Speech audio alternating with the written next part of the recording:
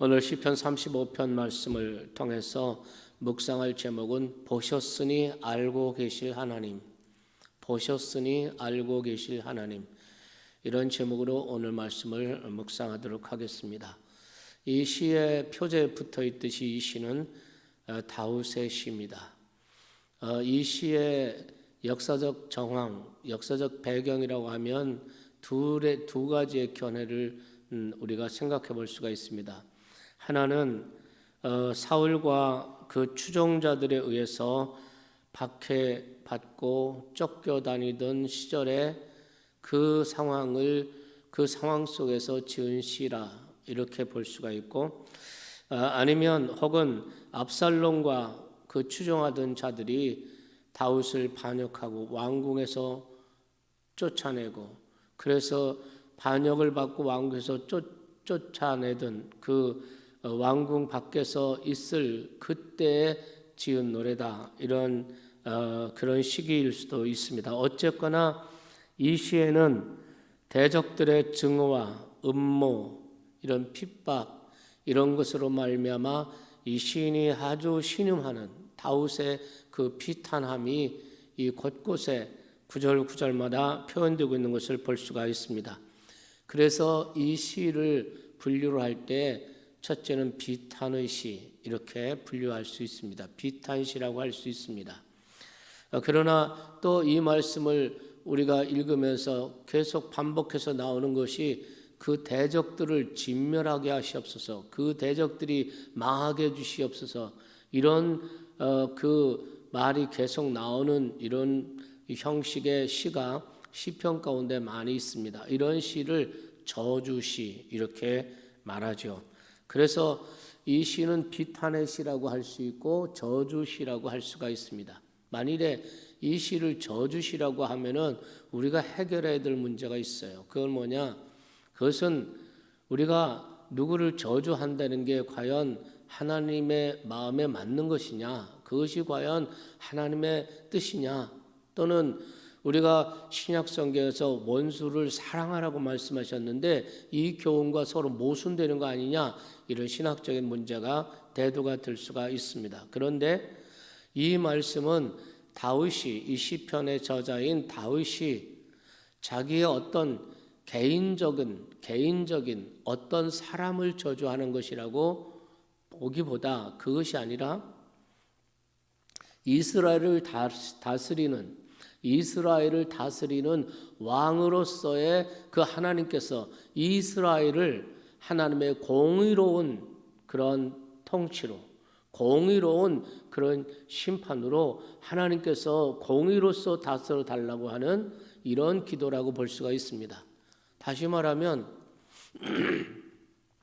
어떤 죄인을 향한, 그러니까 그것이 압살롬이든 그것이 사울이든 그를 추종하는 그런 사람들이든 간에 자기를 괴롭히고 힘들게 하는, 음모하고 비웃고 이런 사람들을 향한 저주라기보다 그 악한 죄, 그 악한 태도, 모습, 그 죄를 향한 저주다, 이렇게 말할 수가 있습니다. 왜냐하면 정말 우리가 역사서에 보면은 다윗이 자기를 추적하고 자기를 죽이려고 대적처럼 달려들었던 사울에 대해서 어떻게 했습니까?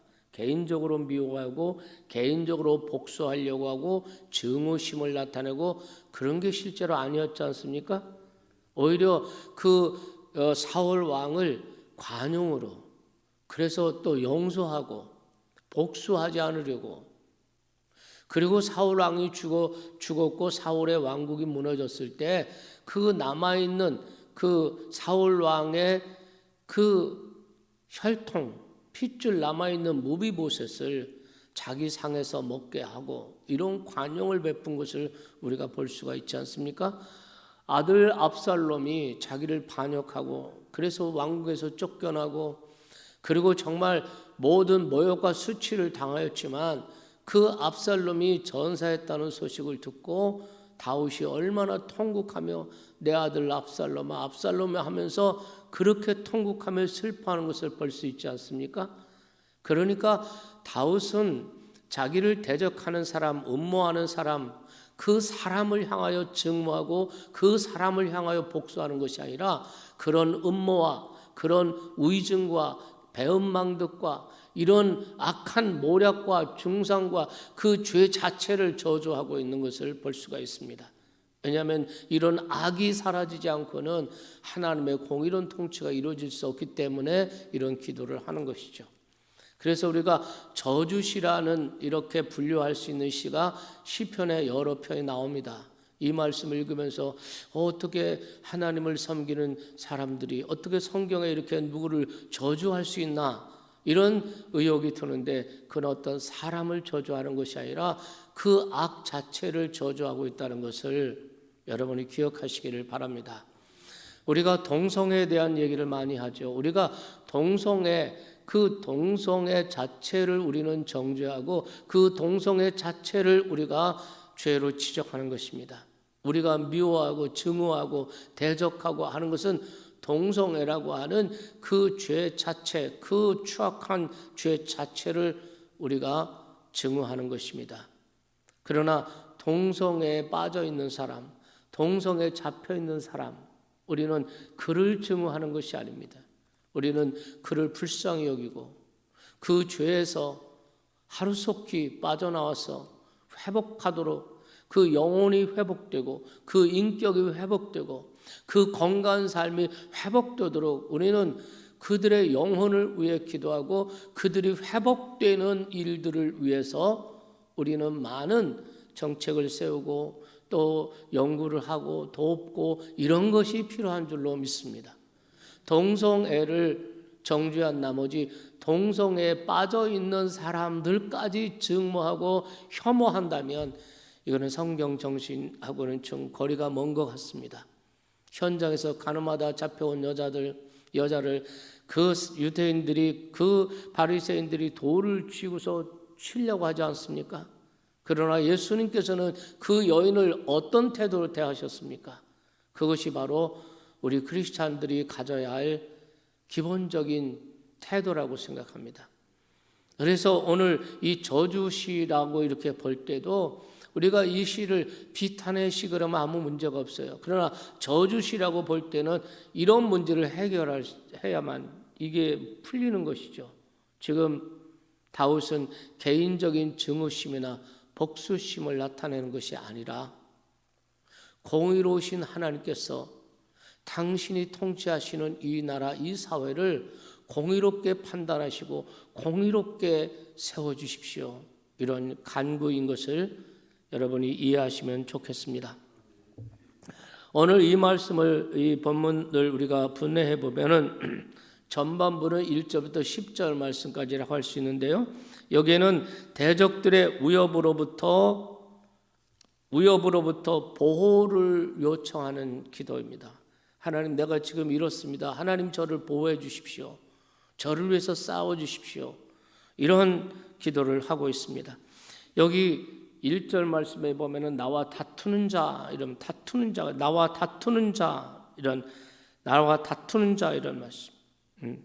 3절에 나를 쫓는 자, 4절에 내 생명을 찾는 자, 나를 상해하려 하는 자, 7절에 까닭없이 나를 잡으려 하는 자, 곳곳에 올무를 놓고 함정을 파고 이런 그물을 놓는 자, 이런 자들과 싸우소서. 이런 자들 속에서 당신의 손방패로 나를 도우소서.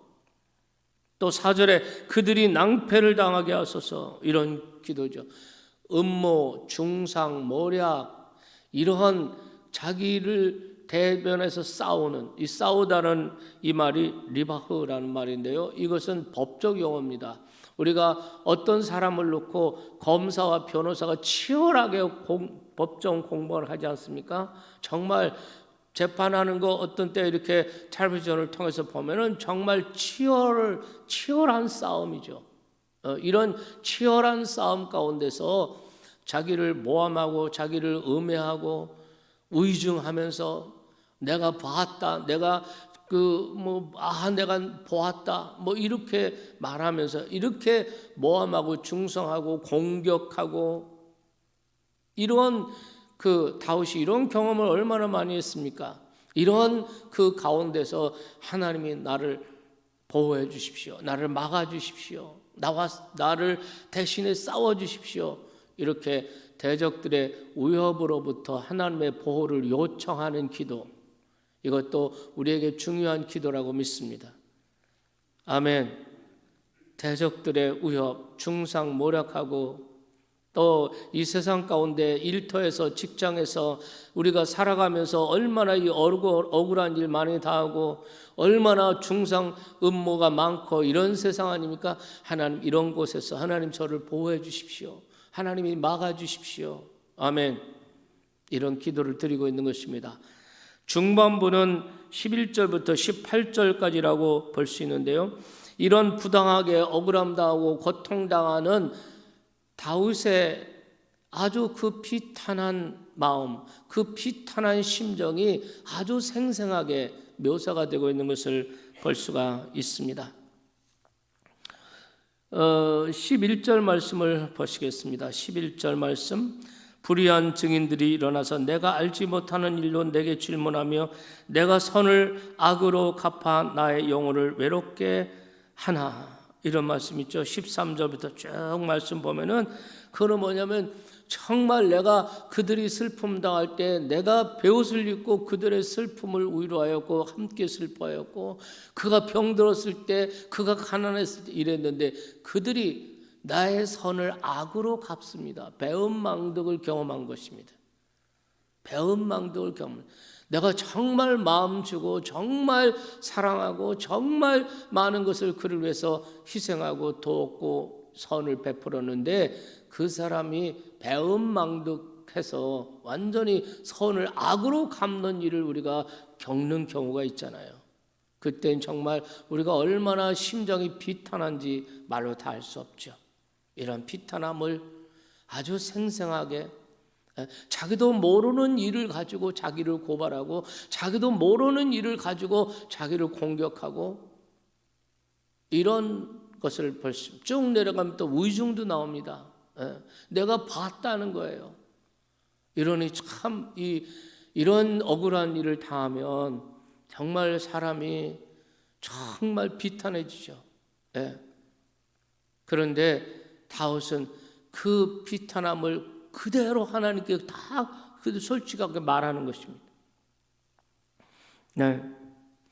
후반부에 보면 19절부터 28절이 후반부라고 할 수 있는데요. 이런 배은망덕한 대적들에 대해서 하나님의 공의로운 심판을 초대해요. 하나님 이들을 판단해 주십시오. 하나님 다 아시지 않습니까? 하나님 판단해 주십시오. 하나님을 재판장으로 초청하는 거예요. 하나님이 보셨으니 하나님이 다 아시지 않습니까? 하나님이 공의롭게 판단해 주십시오. 이렇게 기도하고 있는 것을 볼 수가 있습니다. 자, 그러면 우리가 이 세 부분이 이렇게 됐는데요. 우리가 이 시편을 가만히 읽어보면 이 세 부분, 전반부, 중반부, 후반부 이 세 부분이 같은 패턴으로 되어 있는 것을 볼 수 있어요. 처음에는 하나님께 호소합니다. 나의 비탄함, 나의 억울함, 나의 고통, 나의 아픔, 나의 위험, 음모를 당하는 것 이런 거 하나님께 호소를 해요.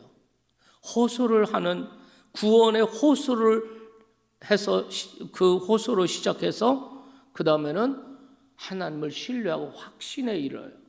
그리고 마지막에는 내가 찬송하리다. 찬송의 맹세. 내가 찬송하리다. 내가 하나님을 찬송합니다. 내가 감사하리다. 이렇게.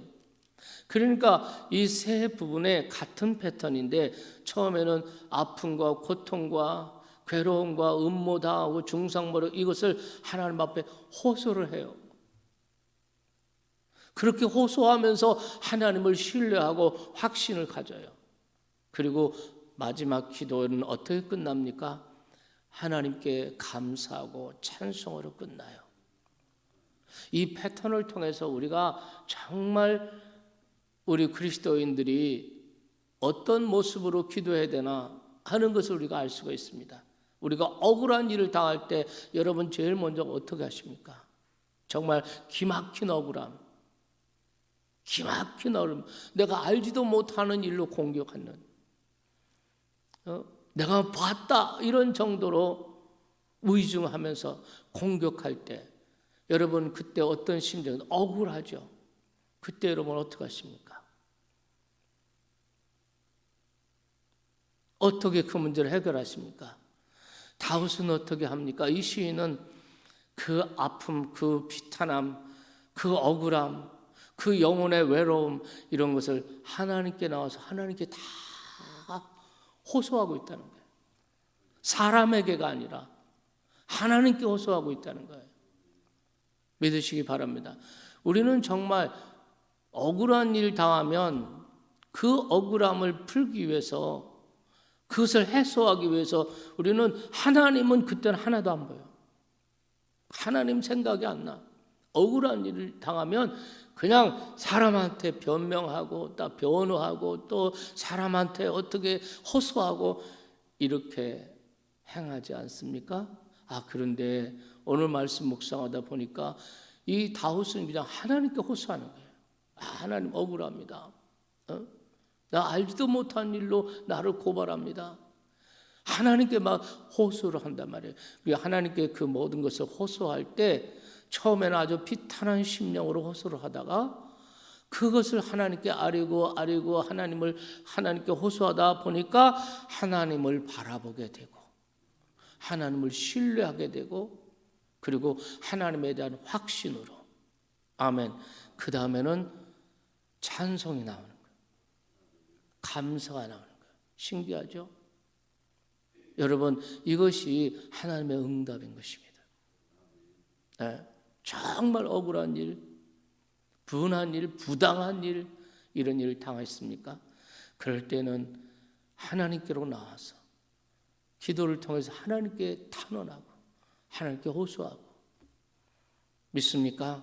네. 다윗이 정말 어떤 면에서 보면 심한 저들이 다 망하게 해주십시오. 저들을 다 진멸시켜 주십시오. 이렇게 할 정도로 정말 자기의 그 분노, 자기의 억울함, 자기 심정을 이제 딱 감추고 포장하고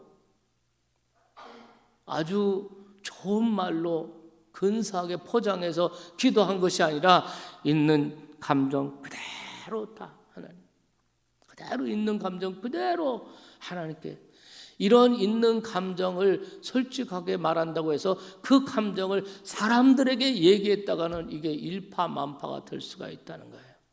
그러나 하나님 앞에 나와서 있는 감정 그대로 하나님께 호소하면 첫째 아무 탈이 없다.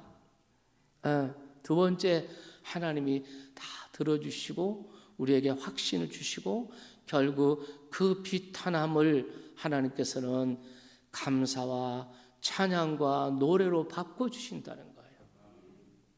네. 자, 여러분 오늘 이 성경을 통해서 하나님이 어떤 분인지 좀 묵상하겠습니다. 하나님은 어떤 분이시냐? 하나님은 행동하시는 하나님이시다. 하나님은 정적인 하나님이 아니라 행동하시는 하나님. 하나님은 명사의 하나님이 아니라 하나님은 동사의 하나님. 하나님은 역사에 개입하시고 자기 백성들의 고통 가운데 방관하는 분이 아니라 개입하시고 싸워주시고 손과 방패와 손방패로 막아주시고 장을 빼서 상대 그 대적들을 공격해 주시고 우리의 삶에 개입하시고 행동하시는 하나님이시다는 거예요. 네. 그래서 여러분 1절 말씀 보시겠습니까? 1절 말씀에 보면은 여호와여 나와 다투시는 자와 다투시고 나와 다투는 자와 다투시고 이렇게 말하죠. 네. 이거 법정 공방할 때 용어예요. 행동하십니다. 나와 싸우는 자와 싸우소서 이렇게 말하죠. 2절에 방패와 손방패를 잡으시고 일어나 나를 도우소서. 방패를 잡고 일어나 행동하시는 하나님. 나의 억울함과 나의 모든 상황들 속에 하나님이 개입하시는 하나님이시다는 거예요. 3절에 장을 빼어 나를 쫓는 자의 길을 막으시고, 이렇게 하나님은 행동하시는 하나님이십니다. 여러분에게 어떤 절박한 기도가 있습니까? 여러분이 절박하게 하나님께 매달려 기도하는 그 기도는 무엇입니까? 우리가 하나님 앞에 이렇게 기도하고 절박하게 기도할 때 하나님은 일어나시고, 아멘, 나를 대신해서 싸우시고 다투시고, 믿으시면 아멘 합시다. 장을 빼서 상대방의 길을 막으시고 방패로 나를 보호하시고 하나님이 행동하시고 하는 하나님이에요. 하나님은 내 편이시라. 아멘. 이런 믿음을 가지고 여러분이 정말 억울한 일, 절박한 일, 답답한 일, 이런 일을 만났을 때 일어나서 행동하시고 내 삶에 개입하시고 문제를 해결하시는 그 하나님께 부르시는 이런 여러분이 되시기를 주님의 이름으로 축원합니다.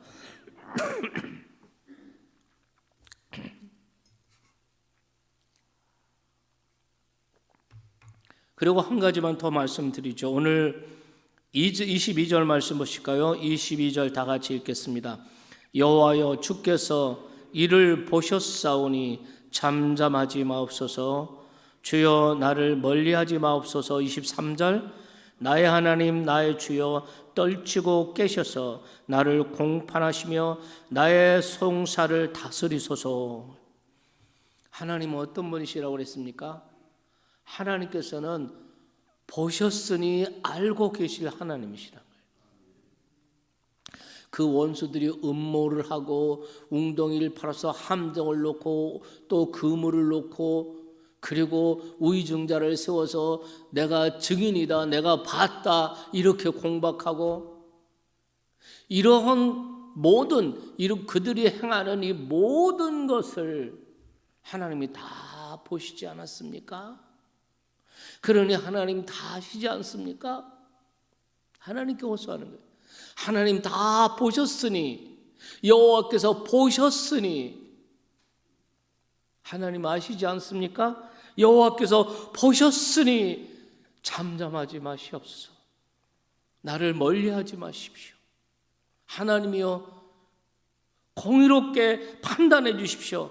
이래서 깨우시고 떨치고 깨셔서 이 재판에 오셔서 하나님이 판단해 주십시오, 이거예요.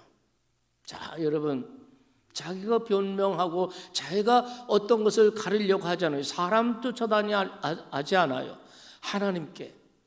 하나님을 공의로운 재판관으로 초대하는 거예요. 하나님은 다 보셨잖아요. 하나님은 아시잖아요. 여러분, 하나님은 우리의 형편과 처지를 아시는 분, 나의 억울함도 그분은 다 아시는 분, 내가 까닭없이 고통을 당하고 내가 까닭없이 음해를 당하는 거 하나님은 다 아신단 말이에요. 정말 음해를 받을 때 얼마나 고통스럽습니까?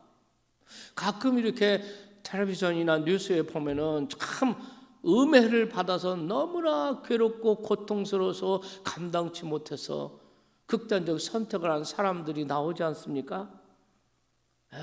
얼마나 억울했으면 자기 생명을 버리겠습니까? 우리가 인생을 살다 보면 정말 기막힌 함정에 빠질 때가 있어요. 이때 하나님께 부르짖어 기도하는 여러분 되시기 바랍니다. 잠잠히 보셨으니 알고 계실 하나님. 오늘 묵상의 제목입니다. 보셨으니 알고 계실 하나님. 믿으시면 아멘 합시다. 그 하나님을 신뢰하는 여러분이 되시기를 주님의 이름으로 축원합니다.